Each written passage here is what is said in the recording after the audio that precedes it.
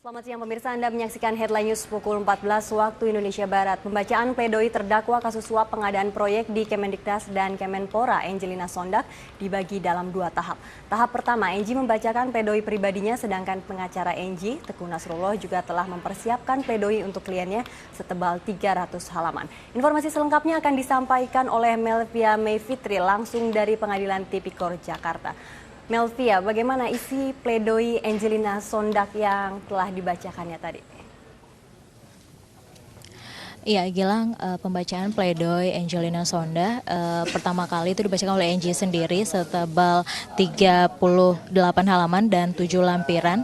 Lampiran itu berisikan tata alur masuknya proyek dan juga pelaksanaan penganggaran di Komisi 10 bahkan di Badan Anggaran DPR. Sedangkan untuk pledoi yang dipersiapkan oleh tim kuasa hukum Angie yaitu Teguh Nasrullah itu menurut informasi yang kami dapat itu pledoinya sesungguhnya itu setebal 600 halaman tapi yang dibacakan hanya sekitar 300 halaman.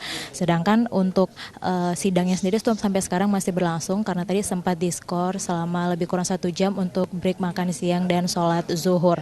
Sebelumnya Angie datang di Pengadilan Tipikor Jakarta itu pada pukul 10 dan ditemani oleh 2 putrinya Zahwa dan Alia, dan bahkan sebelum membacakan pledoi Angie sempat memperkenalkan putrinya kepada majelis hakim dan terlihat sangat bahagia karena ditemani oleh 2 orang putrinya.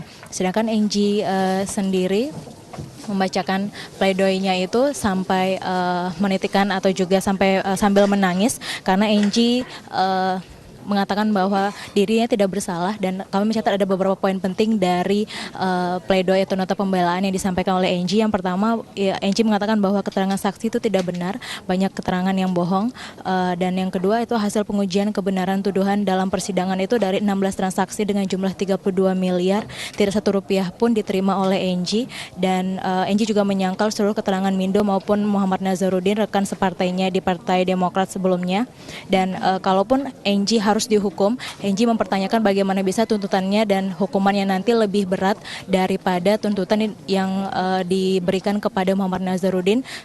Sedangkan Nazarudin sendiri merupakan buronan internasional, bahkan banyak kasus yang membelit Nazarudin, dan Nazar hanya dihukum 4,5 tahun penjara.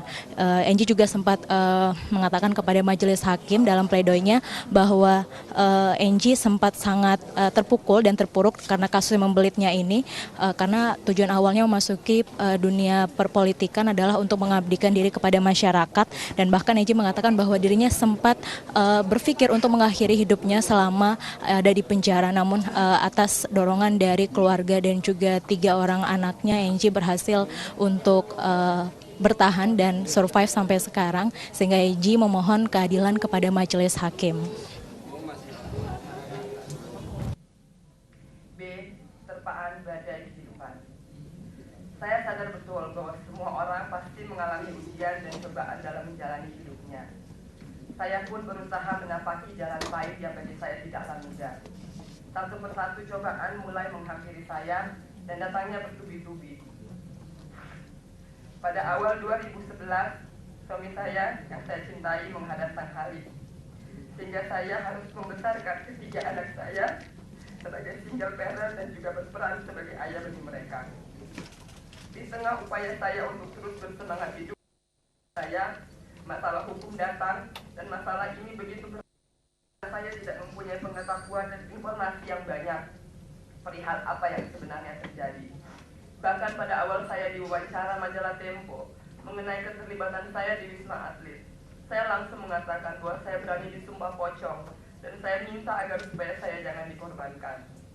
Ungkapan ini saya katakan karena saya merasa sangat tidak tahu. Demikian Gilang. Melvia Mayfitri melaporkan.